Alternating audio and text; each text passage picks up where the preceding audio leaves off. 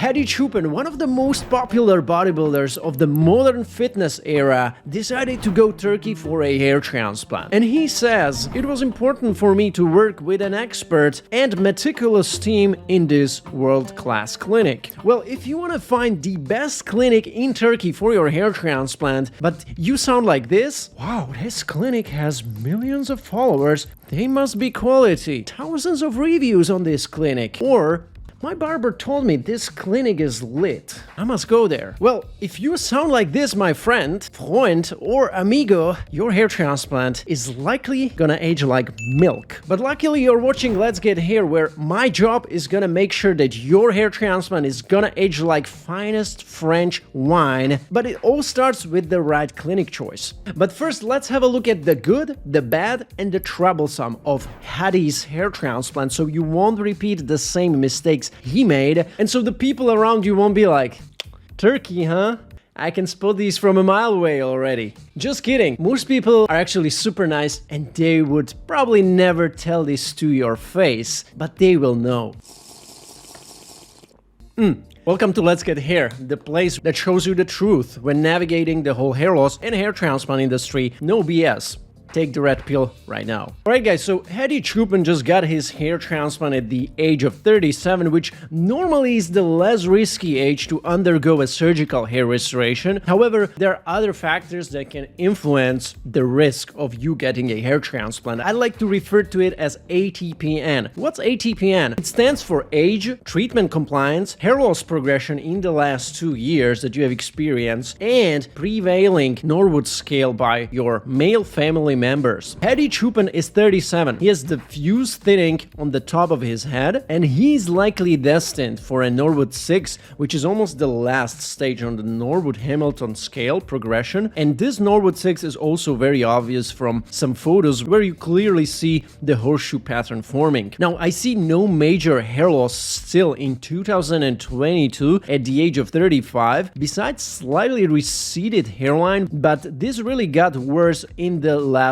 2 years due to genetic hair loss progression on one hand, but also ongoing use of anabolics. Now, is Hadi on finasteride or not? I don't really know. It's really hard to find out. Probably not if his hair loss actually progressed considerably over the last 2 years, but I hope he's doing at least something to slow it down, because the hairline design he decided to go with during his first hair transplant procedure, as you can see right here, is way too extreme for somebody who is not on finasteride or any hair loss prevention. "But Matt, why do you stress taking finasteride so much? Why do people need to take it?" They don't. You don't have to take it, but it is advisable, and not just for preventing the loss on your existing hair, but also to preserve the quality of your hair transplant in the long run. And this has been confirmed in the latest 10-year retrospective analysis from 2023, where 70 subjects were included. Overall, the results demonstrated a high level of patient satisfaction even after 10 years, with a statistically significant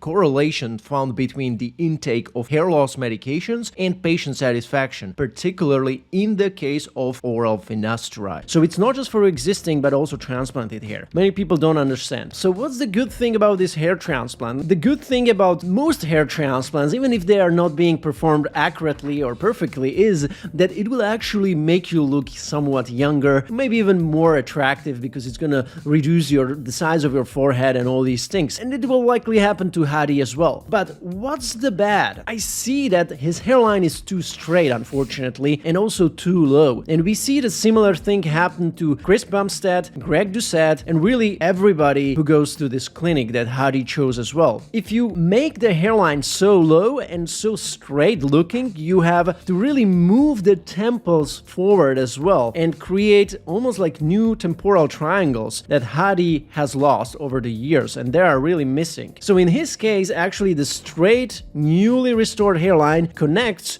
to the straight lines on his used-to-be temples. And this won't look natural once it grows out. And I will update you in about 6 to 8 months, so make sure you subscribe to this channel so you can get an update once we will cover his results. And although the hairline might actually look dense because they grafted it relatively in a high density, which is again a positive, what many people like in Turkish hair transplant clinics, which they may not get in Europe or in the US, where the doctors are more conservative conservative and they don't like to dance back too much, which is again a benefit, and I understand why many people are attracted to Turkey. You just need to look at the whole thing. In here, I think it's gonna look dense, but the further issue is also this. They did not really state how many grafts or follicles, and again, each follicle has 2 hairs on average. They didn't write how many grafts they have used for Hadi's hair transplant, and I really urge you not even consider or go to clinics where they are not able to tell you in advance, at least the range, how many grafts they will be roughly transplanting on you. Maybe it's going to be 3,000 to 3,400, maybe it's 2,000 to 2,400. How many grafts they have taken from your donor area permanently, they're not going to come back, by the way, and transplant it on top. And if you go into clinics that are even better, they usually give you also how many single, double, and multiple grafts they transplanted. So they give you a breakdown which is more professional. It shows that they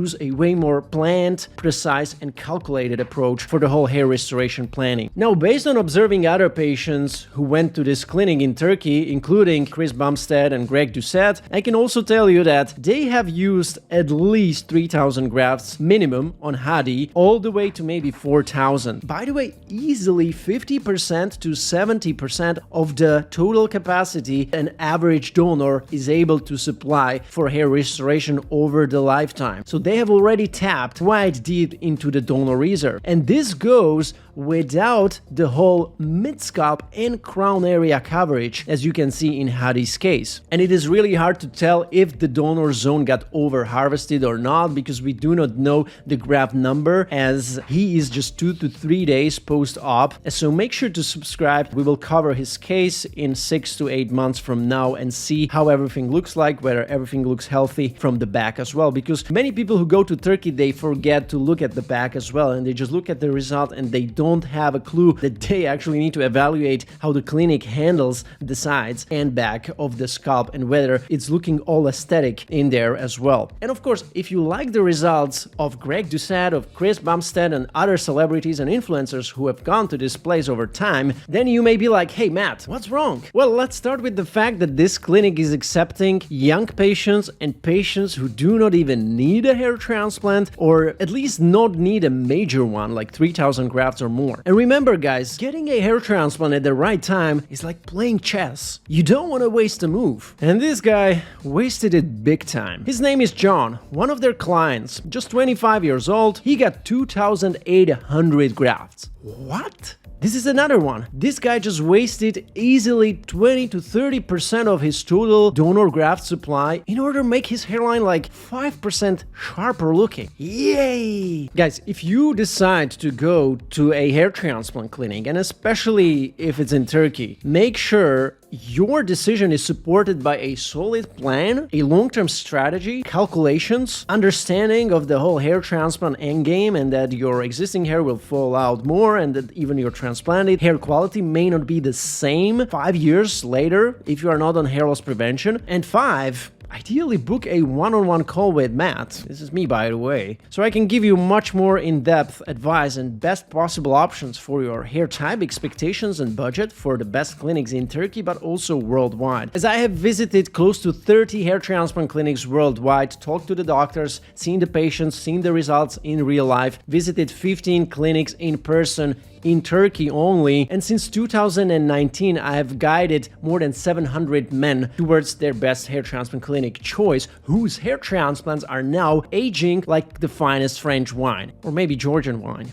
But Matt, this place has like 5 million of followers and hundreds of thousands of positive reviews. He must be quality. McDonald's is also a popular restaurant. It has 5+ million followers, more than any restaurant I know. And what happens to your body in the long run if you keep going there regularly? It's up for you to decide. So this place in particular would eat up all of your best follicles from your donor area and thus destroys your hair transplant options in the long run. And I wouldn't go there unless I really like the results and the hairline design and all that shape that you see on all of those influencers. And in such case, I'm not stopping you, but you also need to be sure for a fact that you won't be losing much more hair in the future, so that you cannot lose much more of your existing hair, as they will will kind of deplete that donor, right, as we have noticed. And ideally, you have been also on finasteride for at least 1 to 2 years prior to a hair transplant in general, but especially in this place, it will be also super important for me. And if you are a higher than say a Norwood 4 on the Norwood-Hamilton scale, forget this place. They only focus on lower Norwoods like Norwood 1 to Norwood 4. And yeah, they almost also transplant Norwood 1s, somebody who should not be getting hair transplant even in the first place. Now, most of their hair transplants are also not performed by doctors, but some people don't mind this as long as the clinic is consistently working on hair transplants and becoming really good at it. And although this is a fair point, in this case, we're talking about an experience in Norwood 1 to Norwood 5 hair restoration predominantly, so it's kind of limited on this, as well as experience in designing very sharp looking and transplant-like hairlines regardless of your particular head shape, age, or hair type. And this is what I'm personally missing with this clinic, and I wish they could be more artistic and have a more customized approach to different patients. So if your interest is finding the best clinic in Turkey, you have no idea where to start, and you want to avoid all of the pitfalls and bad mistakes, make sure you watch this video next because it talks about the 3 red flags that will help you avoid a bad hair transplant choice. See you there.